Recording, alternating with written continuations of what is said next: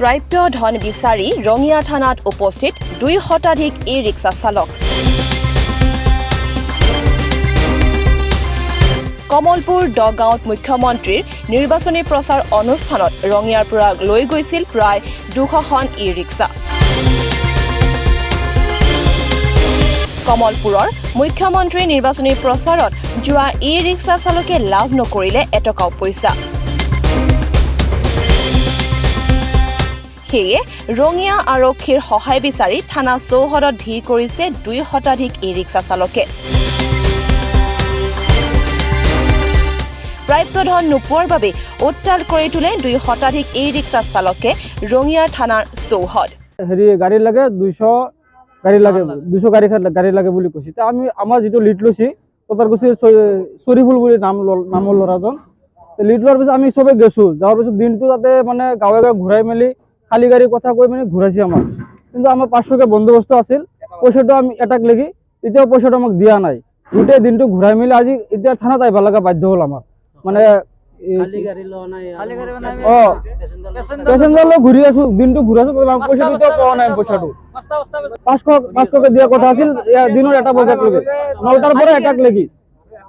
আমাক প্ৰায় তিনিআলি চকৰ পৰা তাৰমানে আমি 230 খান গাড়ী গৈছিলো আমাৰ মিটিং তাৰমানে কি কয় কমলপুৰ মিটিঙত গ'লে তাৰমানে আমাক মানে মধুগুচিত আমি একবাৰ ৰখিলো। মধুগুচিৰ পৰা আকৌ গেলো শিঙিমাৰিৰ পৰা তাৰমানে আপোনাৰ আমাক তাৰমানে প্ৰত্যেকখন গাড়ী তাৰমানে ভাগ কৰিলা। তাৰমানে 20খন 10খন এনেকুৱাকে গাড়ী ভাগ কৰিছে। ভাগ কৰি কিনে তাৰমানে আমাক বেলেগ বেলেগ তাৰমানে গাঁৱত খেদি দিছে যে অমুক গাঁৱৰ পৰা তোমালোকে মানুহ 4টা 5টা যি পাৰা কালেক্ট কৰি লৈ আহা। তাৰমানে সেনেকুৱাকে আমি প্ৰথমতে 20খন গাড়ী এখন গাঁৱত গৈছিলো। তাতে মুঠে আপোনাৰ কি বুলি কয় 2টা মানুহ গাড়ীত বহিছো।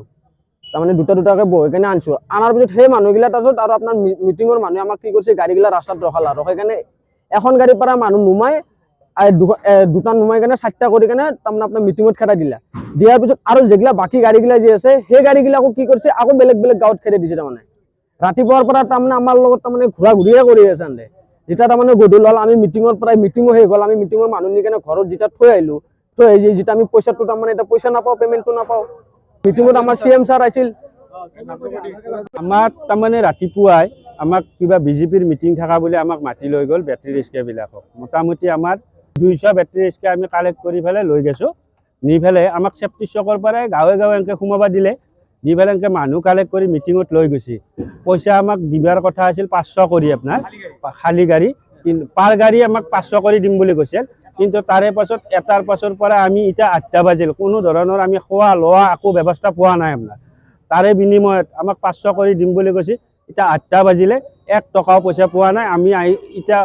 আমি একো উপায় নাপাই আমি তাৰমানে থানালৈ আহিছোঁ। আৰু তাৰমানে আমি OC ছাৰক কৈ পেলাই আমি তাৰমানে ন্যায় বিচাৰিছোঁ আৰু যে আমাৰ প্ৰাপ্ত পইচাখিনি আমি যাতে ঘূৰাই পাওঁ। আমি যোগাযোগ মানে আমাক মিটিং আছে, বিজেপিৰ মিটিং থকা বুলি কৈছে। আপোনাৰ হেমন্ত ছাৰ আহিছে তালৈ। পইচাটো আপোনাৰ বিজেপিৰ মানুহে কৈছে আপোনাৰ পইচা দিম বুলি।